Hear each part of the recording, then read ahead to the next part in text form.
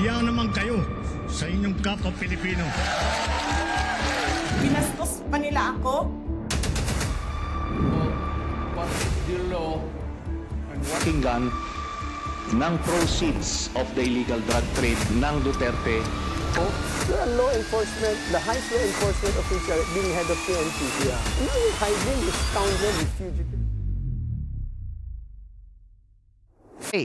So boss, before we start, pag-usapan natin yung recent na speech ni Pangulong Bongbong Marcos dito sa UN General Assemblies na ginanap dito sa New York sa United States of America. Yung mga kritiko ang sinasabi nila na ito lang daw ay isang global PR. Ano po masasabi niyo dyan? PR kasi president is kuan kanang so first sa topic mo na to, it's about women gender equality.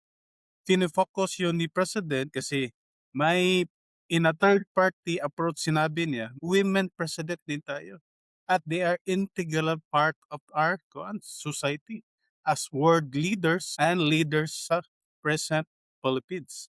At yung sinabi niya, fino-focus niya talaga education. Kasi through education, women will fill up the needs of every nation. Iyon, sinabi niya.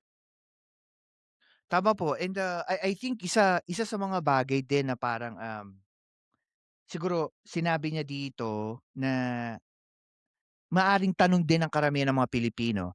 Ano po sa tingin ninyo yung pinakabuod na tunay na mensahe na speech ni Pangulong Marcos? Kasi we all know, ang pinakamalaking kinakaharap ng Pilipinas ngayon, hindi lang yung korupsyon eh. Yung majority ng OFW sa buong mundo, karamihan nasa Middle East. Alam ko yung namatay na babae, yung di ba, OFW. Sa I Israel po. forgot kung Israel ba yun? Israel. Israel. Kasi ang alam ko, binombahan yung mga US bases ng Oman. Ano ba yun? Yung tatlong US bases. I forget the other two nations. At matindi yun kasi, you know, it's been naman kanang a while na kasi they are been embargoed, di ba? Kanang restricted all over the world, di ba? May mga oil sila. It's about the oil. That's the real truth. Regions Middle East problem.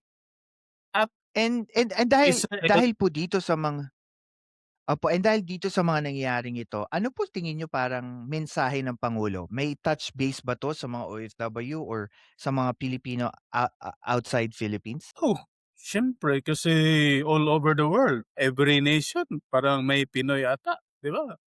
I don't know kung ilang percentage sa ibang nation, pero it's stating that we are empowering our kanang hindi naman tayo parang empower na parang tayo talaga ang first world country. We are empowering kasi andun yung mga natin, mga at yung integral part yan. Again, the word integral, word of the day na integral. Kasi yung mga Pinoy ay working as a parang citizen na doon sa mga iba't ibang nation. At din ang kanang royal represented din si president doon sa UN kanang General Assembly. And isa po sa mga kritiko ng Pangulo, sinasabi po nila and this was placed on social media. Sabi nila, sa buong speech daw ng ating Pangulo, hindi daw global leadership ang pinupunto niya sa speech niya. Parang pinopokus niya is yung pwesto ng Pilipinas sa UN Security Council. Ibig sabihin hindi siya nagfo-focus sa mismong problema ng Pilipinas. Ang pinopokus niya yung position niya sa UN. Ano po masasabi niyo diyan? For me, is a diversion tactic din sa mga paninira versus sa present administration. Ang totoong nangyari sa atin, walang pakialam diyan sa UN. Ang andon ang topic about women and gender equality. At focus sa whole nation kung ansan yung mga something sinabi nga niya sa mga ibang nation. Tama po. Pero kung tutuusin, boss, kung titignan mo, wala rin namang masama kung ang pinupush niya rin yung pwesto ng Pilipinas sa UN Security Council. Kasi parang minsan naiisip ko rin, advantage din yun sa Pilipinas.